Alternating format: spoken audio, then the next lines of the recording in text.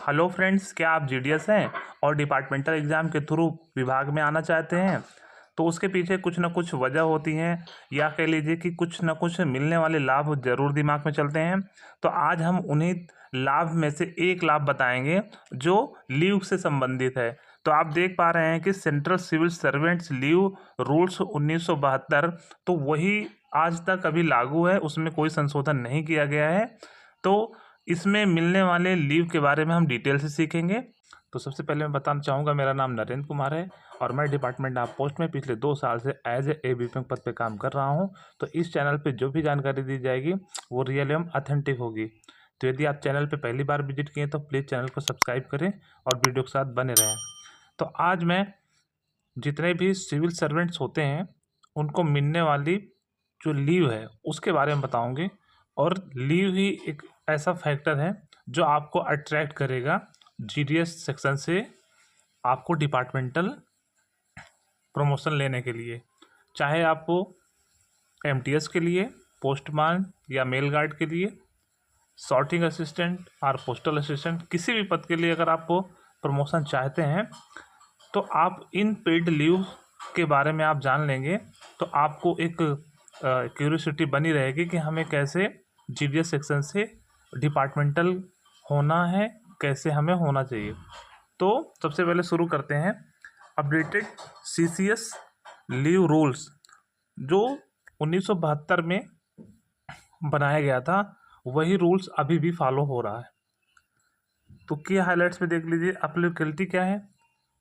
Apply to all central government servants except railway staff, casual workers and certain contractual employ. तो कहने का मतलब ये जो नियम है सभी सेंट्रल गवर्नमेंट्स पे लागू होता है, लेकिन कुछ अपवाद है, जैसे कि रेलवे स्टाफ पे ये लागू नहीं होता है। कैजुअल वर्कर जो संविदा बेस पे रखते हैं, सर्टेन कंस्ट्रक्चुअल एम्प्लॉय जैसे कि हम लोग हैं एक्स्ट्रा डिपार्टमेंटल। कहने के लिए तो हम लोग सेंट्रल गवर्नमेंट के अधीन काम करते हैं, लेकिन हमें सिविल सर्वेंट्स का दर्जा नहीं प्राप्त है। तो कहने का मतलब जितने भी सेंट्रल गवर्नमेंट के एम्प्लॉय हैं उन पे नियम लागू होता है। रेलवे को क्यों छोड़ दिया गया? क्योंकि रेलवे में एक ऐसा विभाग है जो 24 आवर्स रनिंग में रहता है। तो उसमें कुछ स्टाफ को रोस्टर वाइज आपको ड्यूटी करनी पड़ती है। तो अगर कोई 8 घंटे काम कर लिया तो उसको रेस्ट भी मिलता है, फिर रोस्टर के तहत जब उसका टर्न आता है तब उसको जॉब पे आना रहता है। तो इसलिए सेंट्रल गवर्नमेंट के सभी एम्प्लॉय को इस नियम के तहत छुट्टी मिलती हैं। तो चलते देखते हैं क्या है छुट्टियाँ। पहला है अर्नड लीव। जैसे कि हमें पता है कि जो जीडीएस होते हैं साल में हर छमाही बेस पे 10-10 छुट्टियाँ मिलती हैं। टोटल आपको सिर्फ 20 छुट्टियाँ ही मिलती हैं, चाहे आप डाक सेवक हो, असिस्टेंट ब्रांच पोस्ट मास्टर हो या ब्रांच पोस्ट मास्टर हो। सभी जीडीएस को सिर्फ साल में 20 ही छुट्टियाँ मिलती हैं, जो जनवरी से जून तक के लिए 10 छुट्टी और जुलाई से दिसंबर तक के लिए 10 छुट्टी। लेकिन अगर आप डिपार्टमेंटल हो जाते हो, चाहे एमटीएस हो, पोस्टमैन हो या मेल गार्ड हो, सॉर्टिंग असिस्टेंट हो या पोस्टल असिस्टेंट हो, किसी भी पद पे अगर आप डिपार्टमेंटल हो जाते हैं तो उस दशा में आपको अर्न लीव मिलता है 15 days credit twice a year. कहने का मतलब साल में 2 बार 15-15 छुट्टी ईएल जुड़ जाता है, तो 30 छुट्टी आपकी ईएल से मिल जाता है। अधिकतम आप इसको 300 दिन तक बढ़ा सकते हैं। फिर हाफ पे लीव दूसरे नंबर पे है एचपीएल, वो 10 days credit twice a year. 10-10 छुट्टियाँ साल में 2 बार आपका जुड़ता जाएगा। Cumulated on medical grounds. फिर commuted leave up to half of HPL can be use with the medical certificate. आप मेडिकल लगा करके आप कम्युटेड लीव भी ले सकते हैं जो आपके एचपीएल से हाफ रहेगा।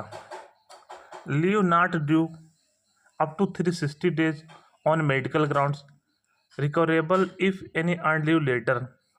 कहने का मतलब मेडिकल ग्राउंड्स पे आप 360 दिन, एक लंबा पीरियड है, आप लगभग 1 वर्ष के लिए आप छुट्टी ले सकते हैं।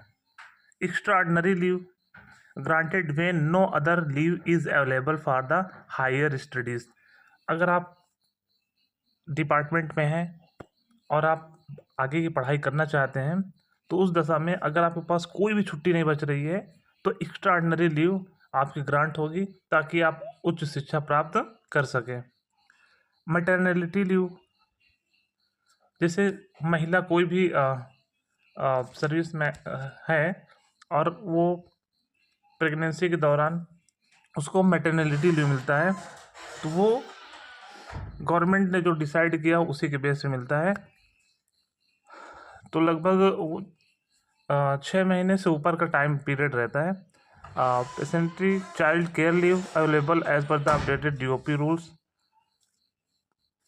तो इस तरीके के, अब आप समझिए कि जो GDS सिर्फ 10 छुट्टी के भरोसे पूरा साल ड्यूटी करते रहते हैं, उनकी तुलना में आप देखें तो यहाँ पे अर्न लीव है जो 15 पूरे साल में 30 दिन के लिए आपको मिलेगा।